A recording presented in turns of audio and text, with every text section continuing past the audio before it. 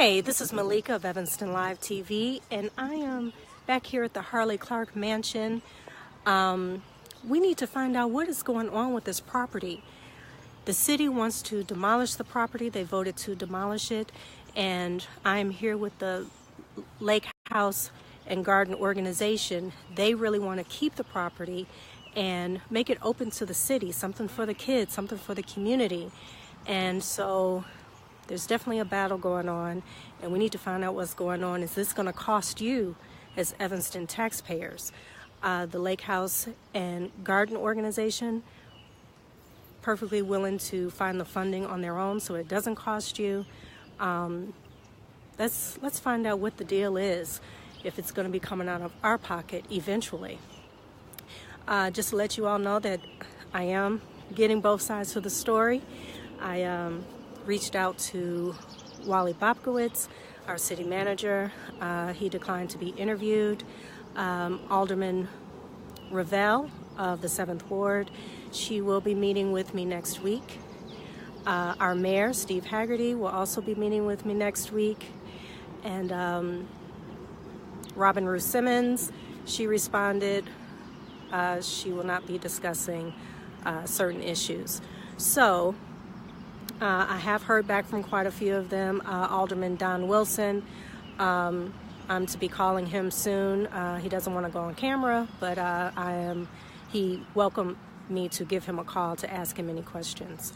So we're going to get some answers here, people. So right now we're going to hear from the Lake House and Garden organization and find out what is going on. What is it that they want to do with this property? How are they raising the money to do what they want to do? Why did the city vote against them? First, the city was with them, and then all of a sudden they got blindsided, and then the city said no, that they want to demolish it. So let's find out what's going on. Yes. Okay, so we have Lori here. She's PR and communications, right. And you all know Carlos, Carlos Sutton, educator. So they know Evanston very well. They know this property. They have vision for this property. So you all let people know what is going on. What is it that you want to do with this property? And with the city voting against it, how is it going to affect Evanston taxpayers? Let's just get it all out there so that the people are informed and know what the heck is going on with the Harley Clarke mansion. All right. So one of the things, the Harley Clarke building, we want to convert to Evanston Lake House and Gardens. And it's important right now. This month happens to be National Historic Preservation Month. And so as part of that, the National Trust is running a campaign called This Place Matters. And in fact, we're participating in that campaign because we feel strongly that this place matters. So we're going to put this in the lawn here today. And the building itself is actually, it was on Landmarks Illinois Most Endangered list in 2016. It's a local landmark. It's been published in books, and the building itself has significance and importance, but it also, as part of Evanston's cultural history, I think having the Jens Jensen Gardens is also significant. I don't know if you know, Jens Jensen was a landscape architect. He was sort of the Frank Lloyd Wright of landscape architecture, and in fact last month was Landscape Architecture Month. And Jens Jensen, and we'll show you when we go to the back, there's a council ring. Jens Jensen really democratized the lakefront, and he kept the Indiana Dunes public. He was head of parks for Chicago Park District. So he really believed in nature bringing people together, and we can talk more about it with the council.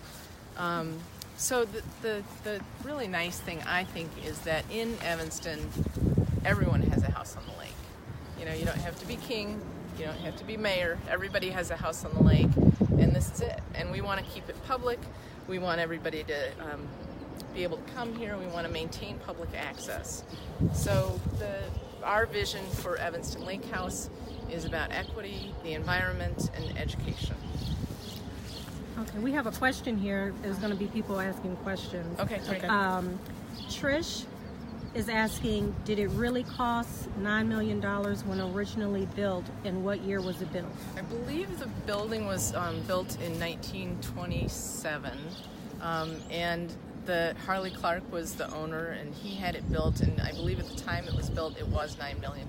In fact, the roof, when the city had an estimate done on what it would cost to remediate and repair the roofing company that came out couldn't believe that almost 100 years old, the roof was in such great shape. So rather than say, oh, well, it's in terrible shape, they said, oh, let's use it in our ad campaign. It's really stood the test of time. So it was built almost like a fortress at the time. It was just before the crash, and Harley Clarke, in fact, lost his fortune in the crash. And so then it was the Sigma Chi National Headquarters, and then after that, the Evanston Art Center, with the city owning the building, but the art center here. Since they've moved in 2015, I believe, maybe earlier than that, the building has stood vacant. So it was part of a really public process to come up with a solution for what would work, to what we should do with the building. And through that public process over the period of several years, the idea that really came to the surface was a not-for-profit city maintaining the ownership of the building, but a not-for-profit improving the building, which we're trying to do to the tune of $5 million. Which you're raising on your own. Correct. Yes. We're raising on our I think that's important to let the people know.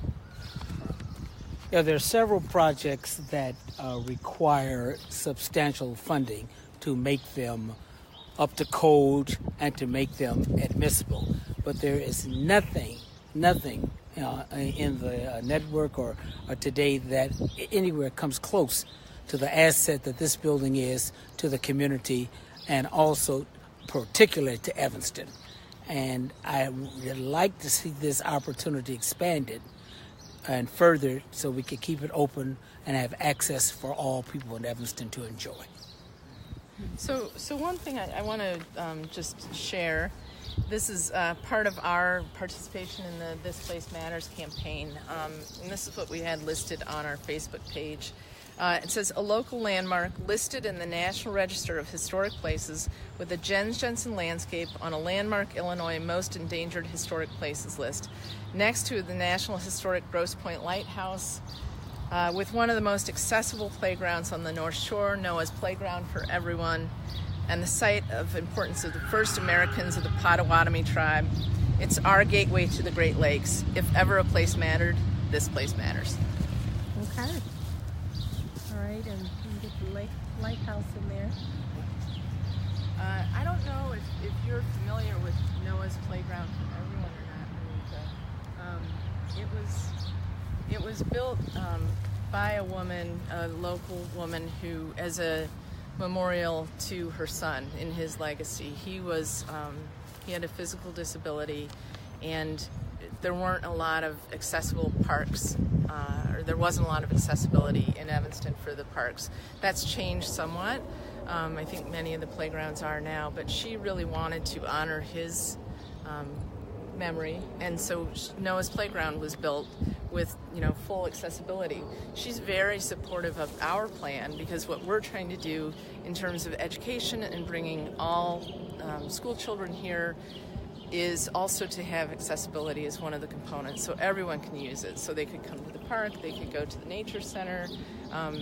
So I felt like that was important to mention, because she was such a strong vocal proponent for what we're trying to do as well. And it's a nice suggestion that private funds can fund a public space, which is what she did as well. Okay. So we're taking a walk around the property. So one of the things I think I want to talk about is the mission of Evanston Lake House and Gardens. We're trying to restore and preserve the Harley Clarke House and Jens Jensen Gardens by creating an inspiring community space that fosters appreciation of the environment, and the rich cultural history of Evanston. So some of the plan elements include a restored and preserved Harley Clarke building and Jens Jensen grounds, a commitment to socially and economically inclusive programming that welcomes the entire community, assurance that the building and gardens will remain open to the public, an array of environmental programming, outdoor recreation, cultural tourism, and community meeting space, and rental of the building for events or light fare cafe in the coach house at the front to further the mission of connecting people with the environment, and also to financially support the nonprofit operations of the property. So all of the lists of the benefits that I just read, all of that and the use of the building that we're proposing is all consistent with the Lakefront Master Plan, which was unanimously voted by the City Council, I think a couple years ago.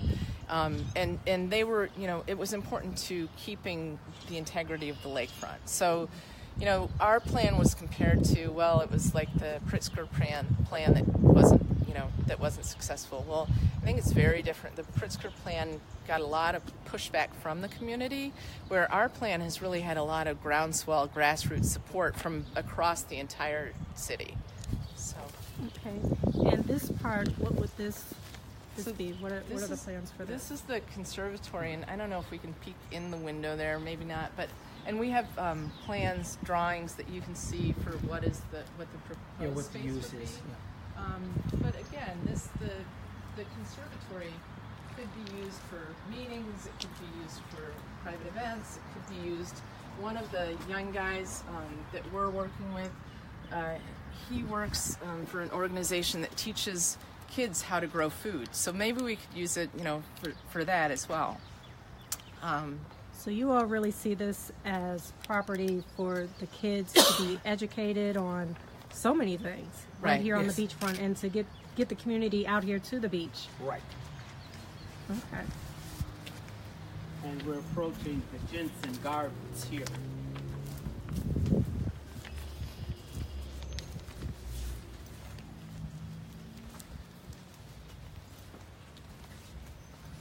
Now, I know there's probably many people like myself. I mean, I live in the 7th Ward, and I drive by the Harley Mansion like all the time. Mm-hmm. But I didn't know all of what you guys are talking about. Mm-hmm. Okay, and what are we looking at right here? This was part of the Jensen Gardens of that famed architect. And so we're also going to restore this and bring it back to its original site. He was the landscape architect of most of Frank Lloyd Wright homes, and also very, very influential in keeping the land open, especially the lakefront. He and Burnham. In fact, Burnham was interested at time at this site.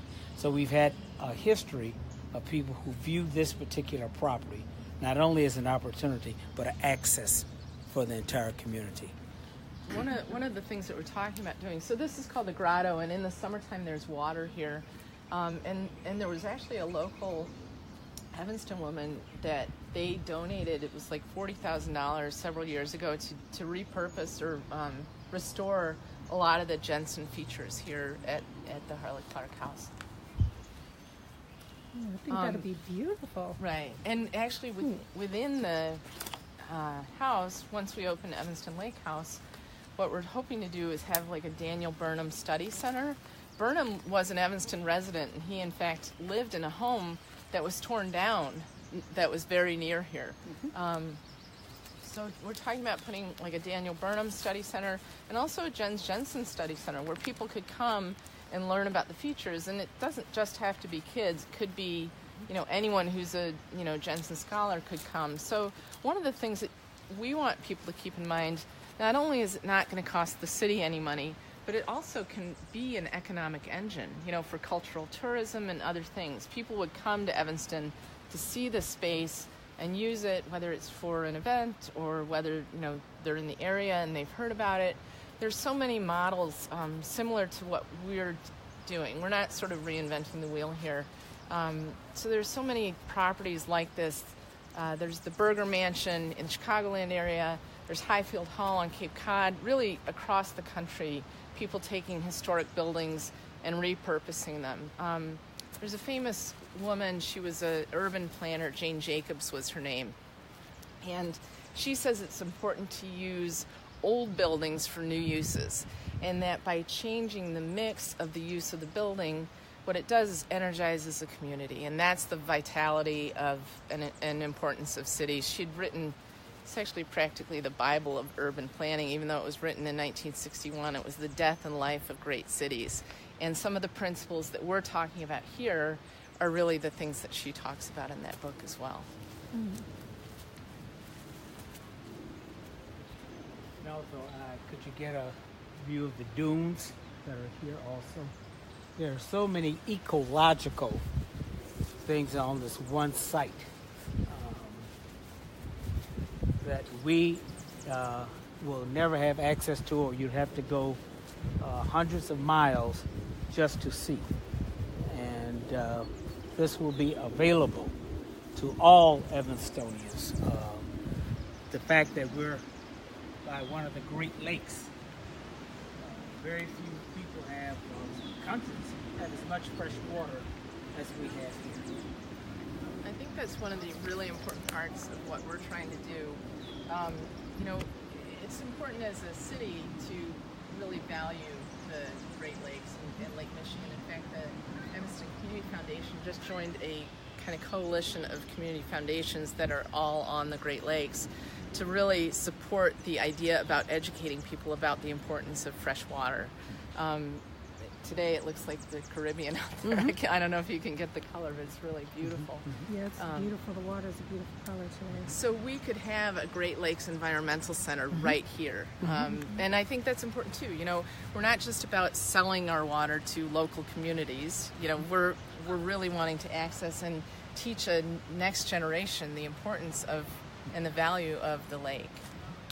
And one of the things that we feel pretty strongly about is to keep it accessible. Keeping the lakefront accessible and keeping this public is vitally important, I think, not just to our group, but to Evanston as a whole, and really the greater, probably, Chicagoland community as well. So this would also make money for Evanston. Correct. Yes.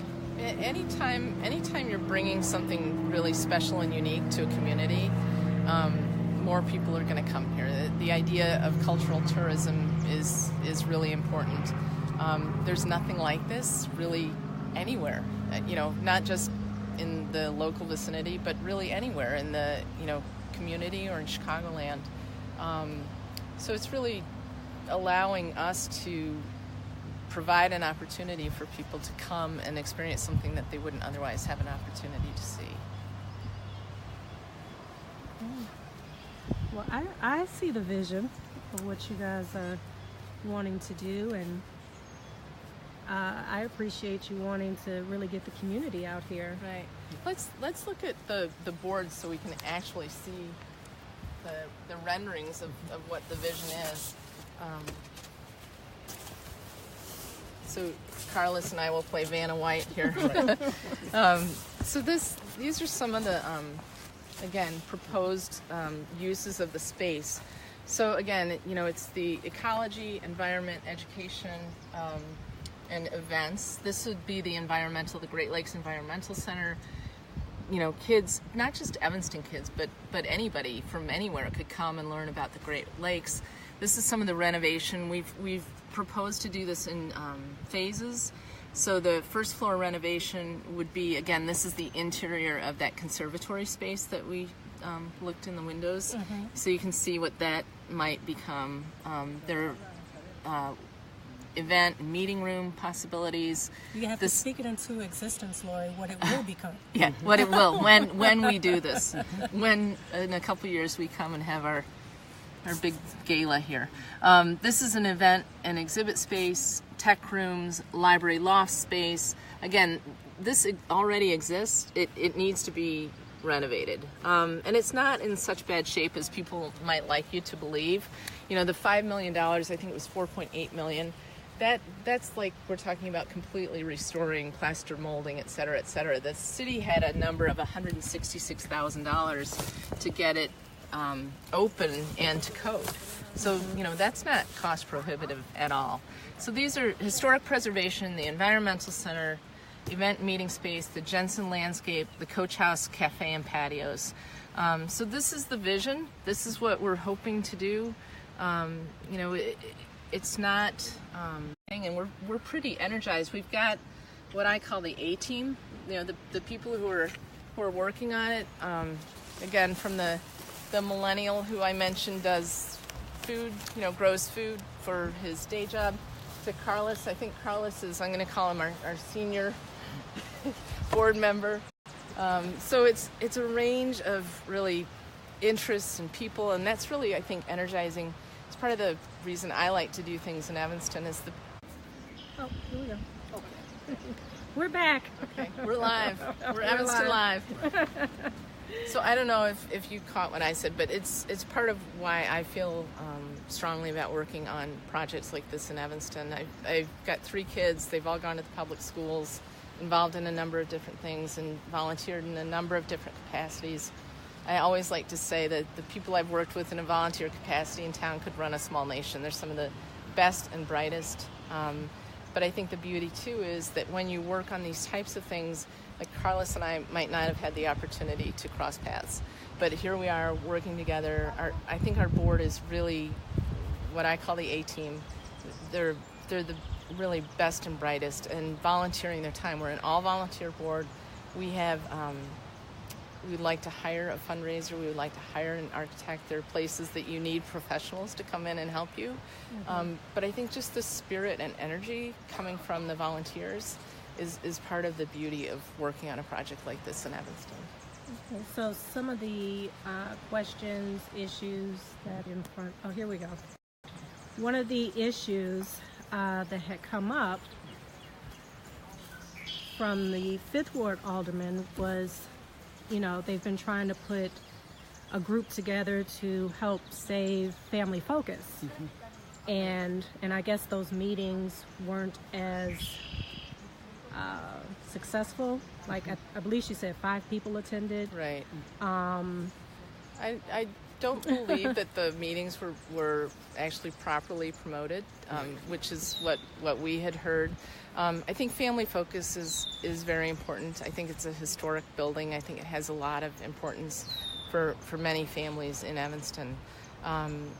It's not a city-owned building, so that is one consideration. But the idea, too, that fundraising is a zero-sum game in Evanston is wrong.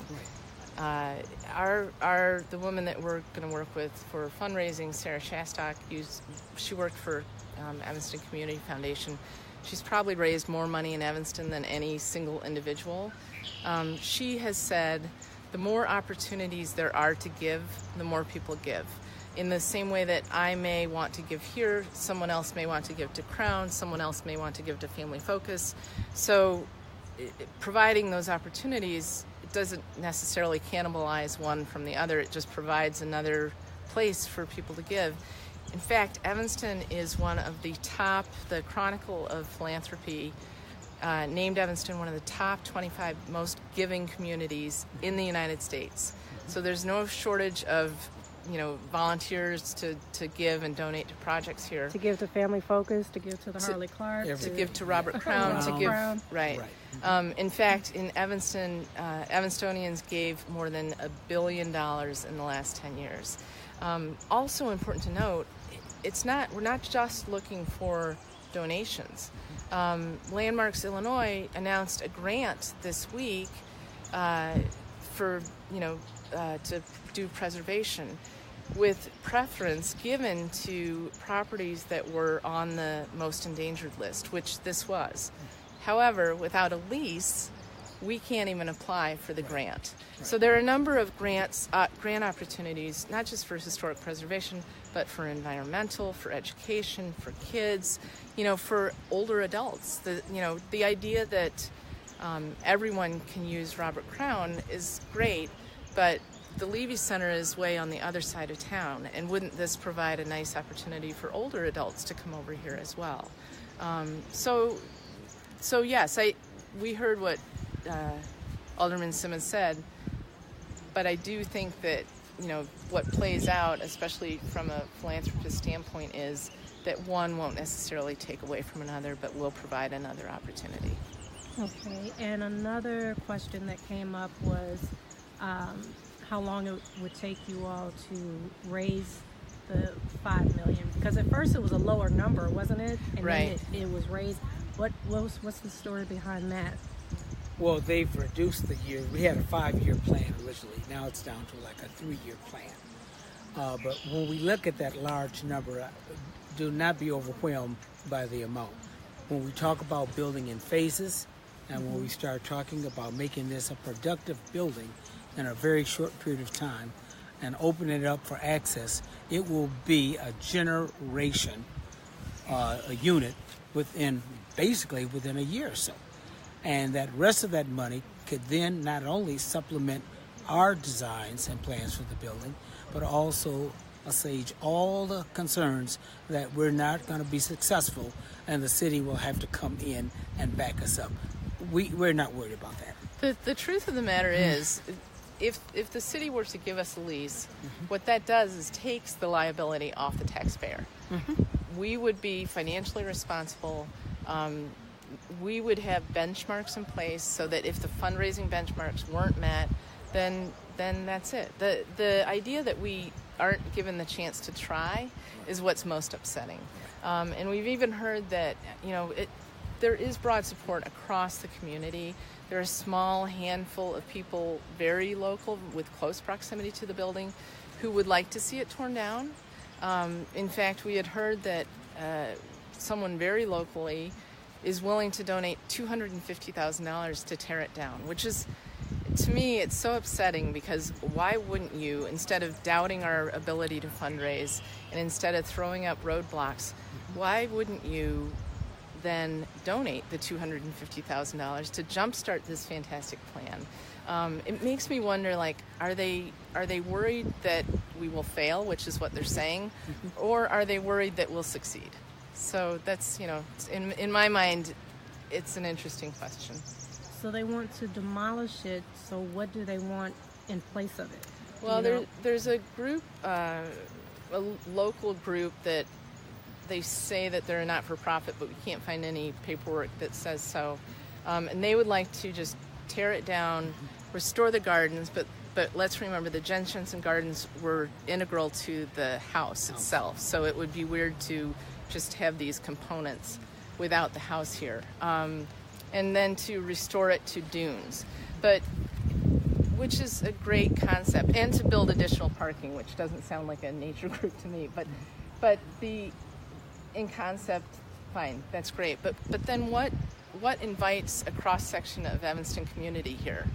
Does it ensure a unobstructed view of the lake for those few people, or does it really invite people here to use this space and use the facility and really invite them to come to the lakefront? Now, there were people talking after the council meeting. Some people were saying, well, it's really a rich person's problem, and the people that live along the lake probably don't want certain other communities coming over here on a regular basis. What are your thoughts? Well, two things. If this had not been used by the Evanston Arts Center for a period of years, so it's always had access to the public. And as far as the kinds of programming and things that we're going to run here, we would not do anything that would endanger the property values or their quality of life in this community. We all have to exist in this community. And as Lori said, when you drive down Sheridan Road, at one time there were mansions like this all the way to the Loop. Now there are only 3 left around Loyola. I don't want to lose this opportunity.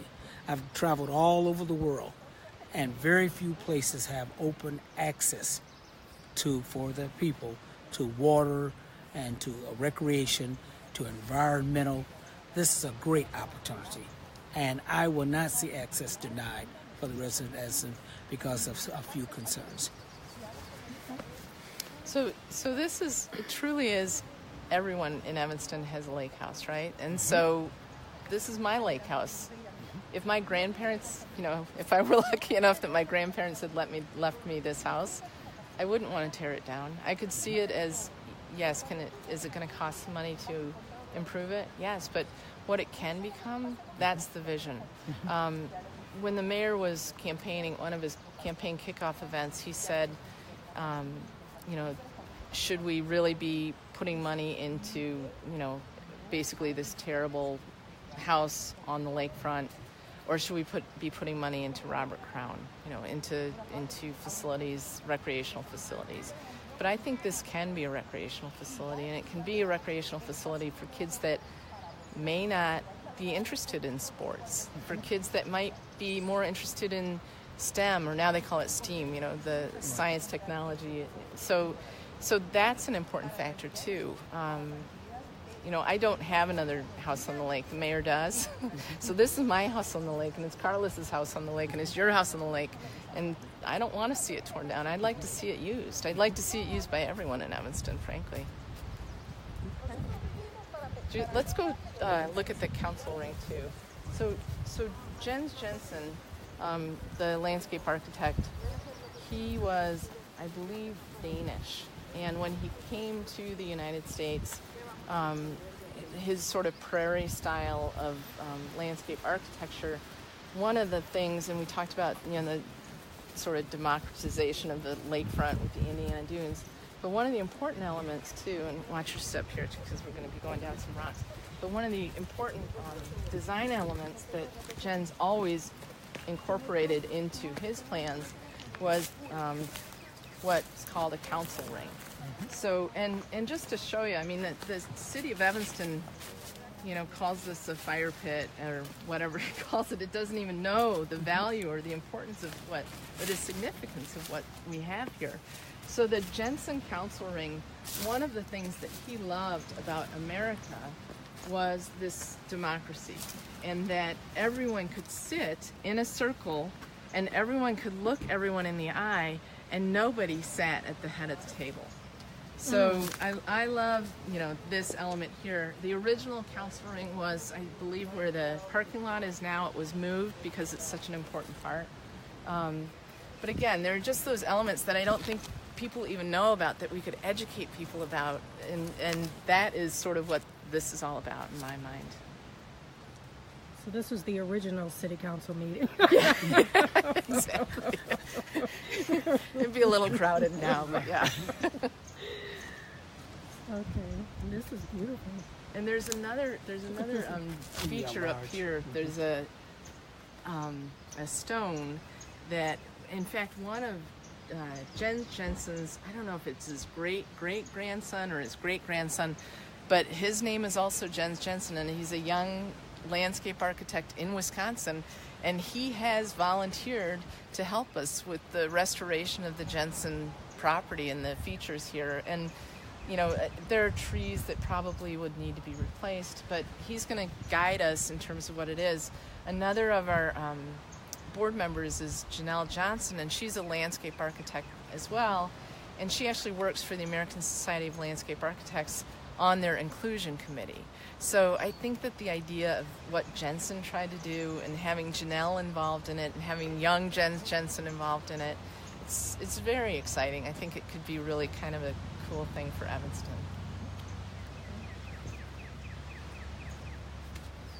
Oh, this is absolutely beautiful. Beautiful, beautiful. So what's next? So the council, at first they were behind it. Then they kind of blindsided you and they voted no.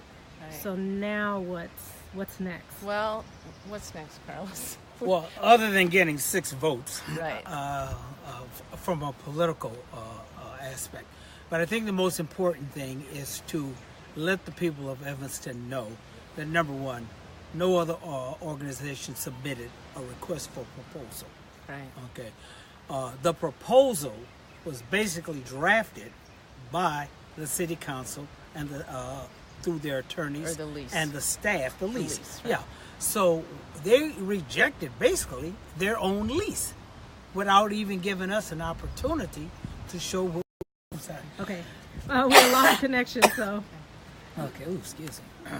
Okay. Good. Yeah. Go ahead, Carlos. You got it.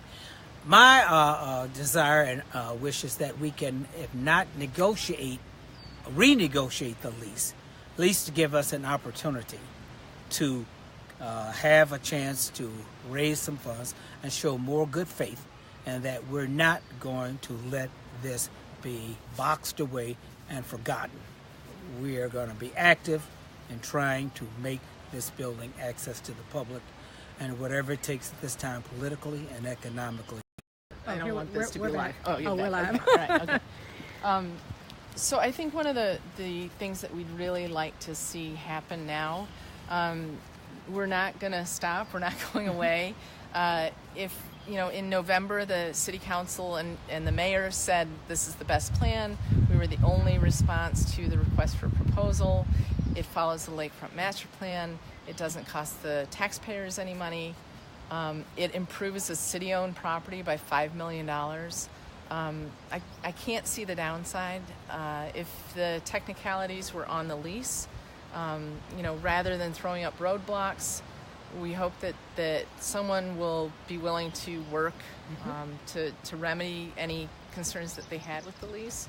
We hope that the community members who doubt that we can raise the funds might actually contribute to what we're trying to do here.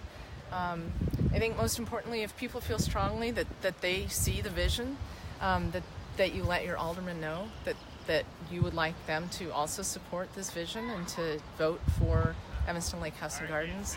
If you're interested in making a donation, you can go to evanstonlakehouseandgardens.org and make a donation. Follow us on Facebook. We're out there. We would love if anybody's interested in getting more involved. We've got a contact page on our website as well. So I guess my question, because we were losing reception, and looks like we kept some people on. They're hanging in there with us. The reception's a little bad out here. My question is, okay, so the city drafted the lease. In partnership with our group. Yeah. Okay. So they pretty much rejected their own terms? Yeah, so what happened? So, we worked with the city staff the city council, the alderman instructed in November, city staff to work to negotiate a lease. And so part of our board and the city staff worked to negotiate a lease. Now, there was a first meeting where they had concerns about the fundraising, and so we went back and said, well, we would commit to, increased fundraising benchmarks in a model that's similar to, for instance, Robert Crown, where since we weren't allowed to use pledges, they wanted money in the bank. Since we weren't allowed to use pledges, then we gave ourselves a little longer time rather than, say we could raise all the money immediately. And other elements of the lease were consistent with other city leases to other city property-owned buildings that were being leased by other entities. So to red flag these things and then just completely throw the baby out with the bathwater seems silly. It seems like there should have been a greater negotiation process. Because this was a special order of business, and we're getting into the weeds here, but because it was a special order of business at the city council meeting, Alderman Rainey raised an objection that the conversation could not be tabled to a next date.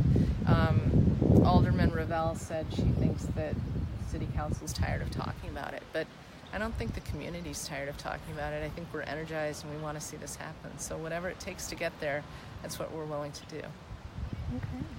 Anything else, my man? That's it. That's it. Join us, contribute. Yeah.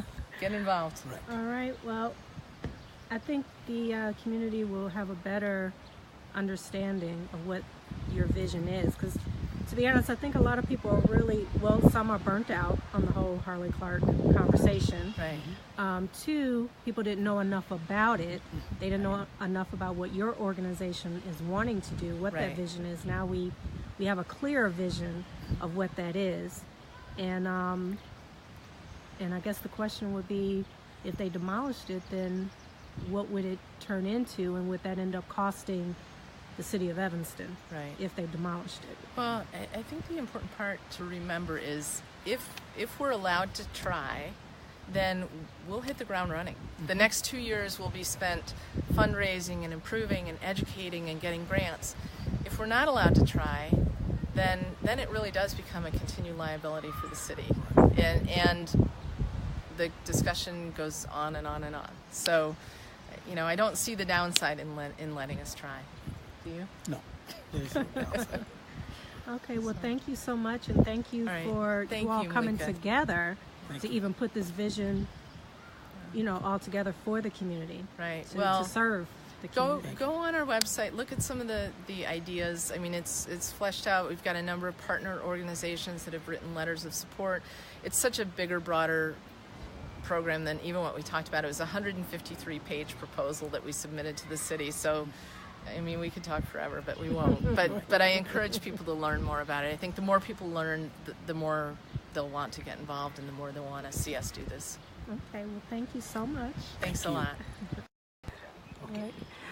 All right, you guys, so you heard it here. So from one side, the Lake House and Garden organization, they've painted the vision, what it is that they want to do with the Harley Clarke Mansion. And as I said, I'll be meeting with Alderman Ravel of the 7th Ward this week. I think I told you guys next week. It's actually this week. You have to excuse me. I've been under the weather, so I'm a little foggy with my dates right now, but it'll be this week that I meet with her. And I also meet with our mayor, Haggerty. Haggerty's always good with responding right away and listening. So I love that about our mayor. And I told you of the ones who, didn't respond or declined.